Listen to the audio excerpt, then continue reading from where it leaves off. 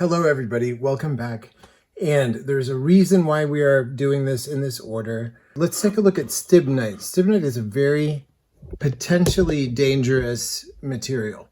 It's very high in antimony and gosh, I believe lead. So we're kind of getting into the galena zone a little bit with this sort of thing. The most amazing thing about it is that it used to be used historically as makeup.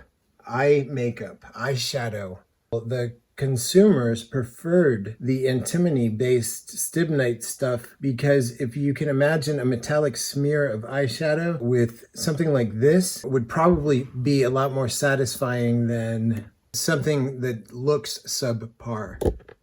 So the problem with that is that lead, and I believe I'm not an expert on antimony at all, but I know the lead can affect IQ and do a lot of other terrible damage to the body.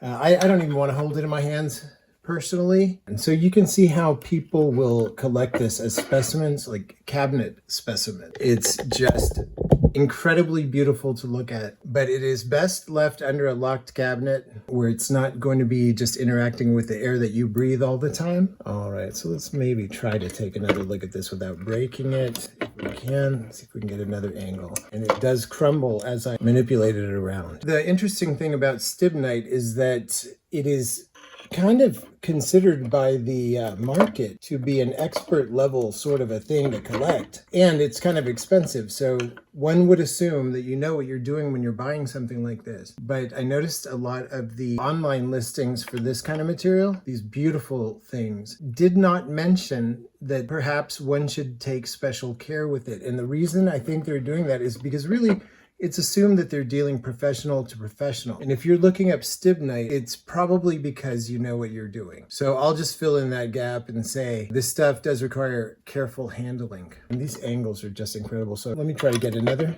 one or two, see if we can find the best one. This is beautiful. It has like sort of a micro crystalline surface here comparatively. All right, there's that beautiful front side again. Wow, look at how the shimmer moves over the rock.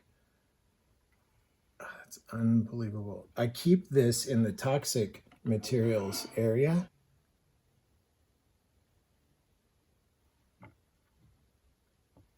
So that's pretty much it. This is just what we need to know. It's very high in some heavy metals. Stibnite does require careful handling. Thank you, everybody. I am so glad to be back. Now we can finally start the new year. So thanks, everybody.